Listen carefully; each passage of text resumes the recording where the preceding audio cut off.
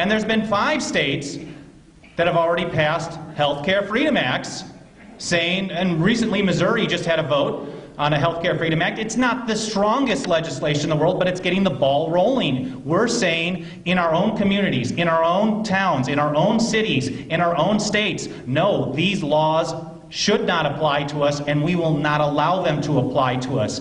And the reality is when enough people say no to the federal government and enough states pass laws saying no to the federal government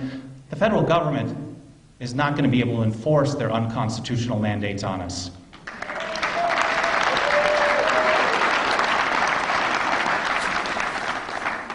Does anybody here know who Roscoe Filburn was? Oh, great. Roscoe Filburn was a farmer during the Great Depression. Wheat farmer. Well, that great constitutional president FDR, that's a joke. An obvious one. Well, FDR was more interested in keeping prices up. You know, it was their version of federal bailouts back then. They wanted to make sure that pricing for the big corporations were nice and high. Well, so what they did was they said that farmers could only grow a certain amount of wheat. I think it was like 10 acres, something like that. So Roscoe grew his 10 acres and he sold it on the open market. Did what he could. It was less than what he was doing before, so he was struggling. So he grew another 10-ish. But he didn't sell it. He used it to feed his livestock, his home, his family. It never left his own property. Well, what did the federal government do? I mean, I think it's pretty obvious. They came in and they said, you need to destroy your crops when millions of people were out of work, hungry, needing food. This is what government does. They come in and say, destroy the food. So they told him he had to destroy the food and pay a fine. Well, Roscoe is like, are you kidding me? This is not interstate commerce as you're claiming. And he sued. It goes all the way to the Supreme Court. And in a famous case, which is giving us many problems today, it was called Wickard versus Filburn, good Roscoe lost. And the federal government claimed the power to control a plant grown in your backyard, consumed in your backyard, as somehow interstate commerce. And when you ask someone like Nancy Pelosi today, where do you guys get the power to do this Obamacare nonsense? I mean, yeah, right. If she even dignifies us with an answer, Her Holy Highness, she'll giggle and say, well, the Commerce Clause, of course. Well, it all comes from this Wickard versus Filburn. And a few more. John Adams gave us a really great warning. He said, liberty once lost is lost forever. He didn't mean that things are hopeless. In context of what he was saying, he was basically saying that when you allow the federal government the power to take your rights for some emergency, and obviously the Depression was an emergency, we could get into that in a different discussion caused by government, but it was an emergency, so people were allowing the federal government additional power. Well, Adams said, when you do that, you're never going to get it back. They're not just going to volunteer the power back. Thanks for giving us all this new power to control you and tell you what to do. Yeah, I don't like that power. You have it. You guys can be free. Well, it never happens. The income tax was temporary. I mean, everything is temporary with these guys. It's an emergency measure. That means we want to oppress you. Well, if we fast forward to the 1990s, my state of California, well, yeah, I thought Texas was going to welcome me. I called my girlfriend and I said, honey, I've never met more friendly people than I have in Texas. I feel very at home. Well, thank you. I don't want you to bail us out either. I think California should be bankrupt. Thank you. Get rid of them.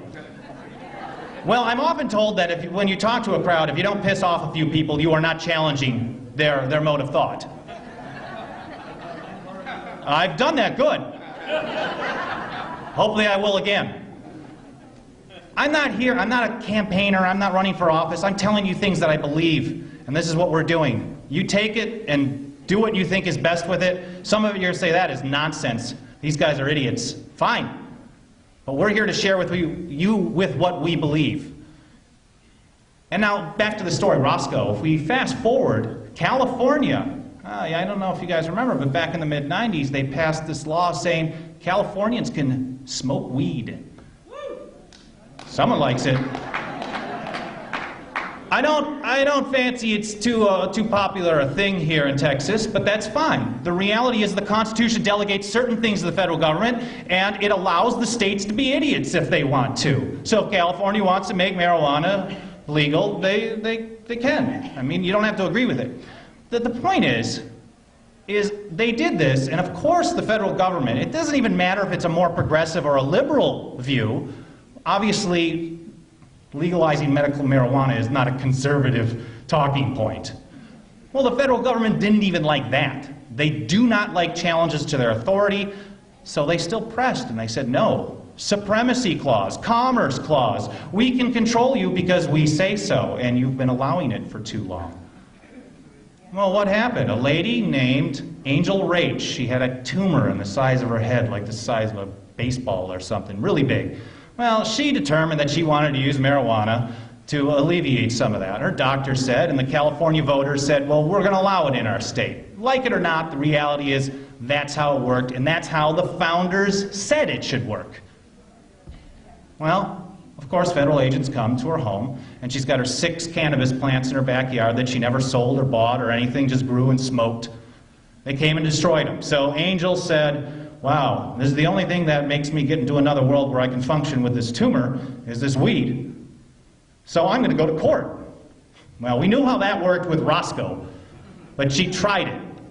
And it went all the way to the Supreme Court, and in another famous case, giving the Pelosi's and the Reeds and the rest of them the power that they have today, Gonzalez versus Rach.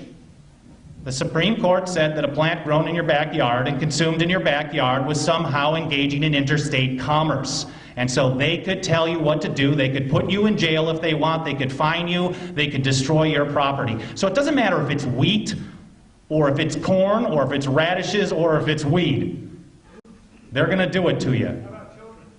Probably children too. And that's sad.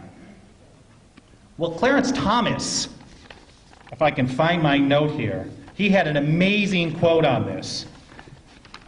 Well, I'll just paraphrase. He said, basically, if the federal government can regulate or control the growth of 6 plants in someone's backyards as interstate commerce, their power is limitless. So whether it's guns or rummage sales or cookie fests at your local church, they're going to claim the power to do anything, and no government can be trusted with this power. Obviously, this is a paraphrase. I don't think he mentioned anything about cookies. But the reality is correct. Clarence Thomas, this was the dissenting opinion. He said, this is bad news, guys. Watch out for it.